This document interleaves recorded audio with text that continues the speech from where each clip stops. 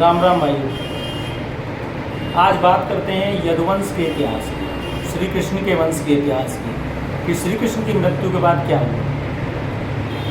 श्री कृष्ण की मृत्यु के पश्चात अर्जुन द्वारिका पहुँचे। वहाँ पर जो बाकी बचे यदुवंशी थे उनको लेकर के वहाँ से चल दिए। श्री कृष्ण का दाह संस्कार किया। जो प्रभास जगह है गुजरात में पड़ती है, यदुस्थली भी उसे कहते हैं, वहाँ पर उनका दाह संस्कार हुआ। उसके बाद अर्जुन ने बचे हुए यदुवंशी पुरुषों व स्त्रियों को लेकर के आ रहे थे। तो रास्ते में एक अभीर वाटी पड़ती है, इसको आजकल अहीर वाटी के नाम से जाना जाता है। वहाँ पर अर्जुन का अबीरों से युद्ध हुआ था। अबीरों ने अचानक अर्जुन की सेना पर आक्रमण कर दिया था। तो अबीरों का कोई युद्ध नियम तो था नहीं, तो उन्होंने रात्रि के समय कुछ यदुवंश की औरतों को अपहरण करके ले गए और जब उस वक्त जो श्री कृष्ण के परपोते थे वो मथुरा पर शासन कर रहे थे, जिनका नाम वज्रनाभ था। तो वज्रनाभ को जब इसकी सूचना मिली तो वो अभीर वाटी के लिए निकल गए और वहाँ पर पहुंचकर अर्जुन से उनकी भेंट हुई। जब अर्जुन ने श्री कृष्ण की मृत्यु का समाचार वज्रनाभ को बताया तो हृदयाघात से उनकी मृत्यु हो गई। उसके बाद अर्जुन ने उनका भी दाह संस्कार किया और उनके लड़के थे वज्रनाभ के वज्र और खीर। बड़े का नाम वज्र था, उसने उसको ही मथुरा का राजा बनाया, उसका राज तिलक किया। और जो खीर था उसने दक्षिण भारत में जाकर मथुरा राज्य बसाया, जिसको आज मदुरई के नाम से जाना जाता है। तो यदुवंशी जाटों का जो राज्य था वो काफ़ी बड़ा था। द्वारिका, मथुरा, काफ़ी जगह पर उन्होंने राज्य किया। उसके बाद यदु की 108 पीढ़ी उन्होंने मथुरा पर राज्य किया। इनमें से जो श्री कृष्ण के बाद 76 पीढ़ी आती है। तो यदु की 108वीं पुष्प पर राजा संतपाल हुए, जो सन 966 ईस्वी में गद्दी पर बैठे। फिर जब उस वक्त वहाँ पे महमूद गजनी का आक्रमण हुआ, उनके लड़के का नाम राजा विजयपाल था।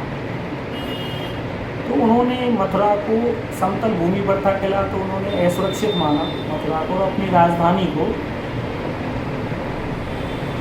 बयाना के पास एक जीर्ण किला पड़ा था, तो उसको सुदृढ़ कराकर वहाँ पर अपनी राजधानी ले गए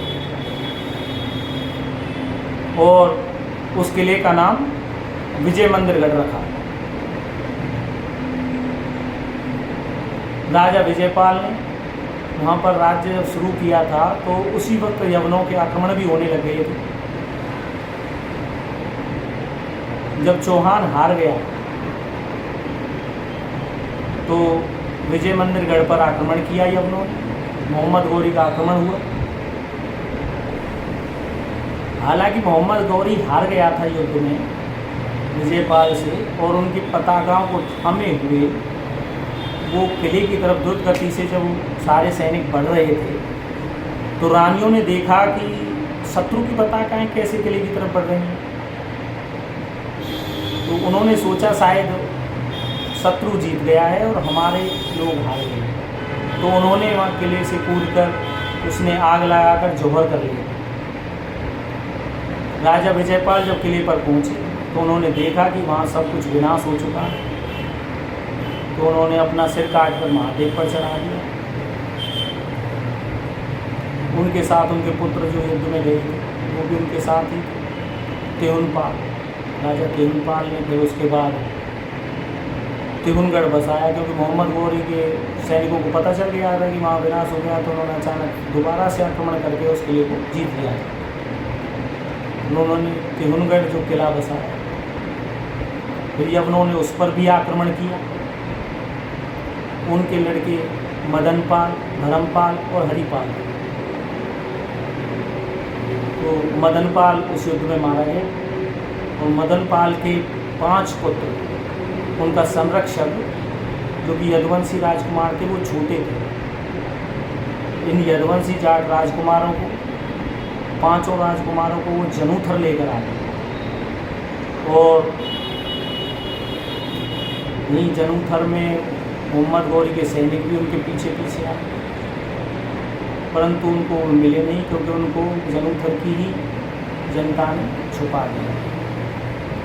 उनसे काफ़ी पूछताछ की पर उन्होंने उनको नहीं बताया। यही 5 राजकुमार जनुथर में बड़े हुए और बड़े का नाम सूबे ठाकुर था और इनके 4 भाई वीरमदेव, सूरदेव, कानड़देव, ये वहीं पर बड़े हुए। बस्तपाल भी उनमें से एक था। तो ये 5 राजकुमार जब बड़े हुए तो इन्होंने सूरसेनी नाम से एक गांव बसाया। वहाँ पर सूरसेन जी का एक मंदिर भी है। इसी सूरसेनी को बाद में सिनसिनी कहा जाने लगा अपभ्रंश के कारण, और इसी की संतति सिनसिनवार कहलाई। यही सिनसिनवार जिन्होंने आगे चल के भरतपुर राजवंश की स्थापना की। इसी में महाराजा सूरजमल, महाराजा बदन सिंह, गोकुला जाट, ठाकुर राजाराम जैसे वीर हुए, जिन्होंने यवनों से लोहा लिया और इसको जाटों का प्लूटो कहा जाता है। महाराजा सूरजमल वे भी यदुवंशी राजकुमार थे, जिन्होंने दिल्ली पर आक्रमण किया और यवनों को जीता और उनको उनकी औकात दिखाई। उन्हीं के लड़के महाराजा जवाहर सिंह ने दोबारा आक्रमण करके दिल्ली को जीता। तो ये यदुवंश का असल इतिहास है, जिसको कि लोगों को बताया नहीं जाता, पाठ्यक्रम में पढ़ाया नहीं जाता। मैं सबसे अपील करता हूँ कि यदुवंश के इस इतिहास को पाठ्यक्रम में शामिल किया जाए। आज भी श्री कृष्ण के गांव नंदगांव में इसी यदुवंश के वंशज मिल जाएंगे आप, और आज भी वहाँ रहते हैं। तो कृपया कर इसे शेयर करें और लोगों तक इस जानकारी को पहुँचाएं।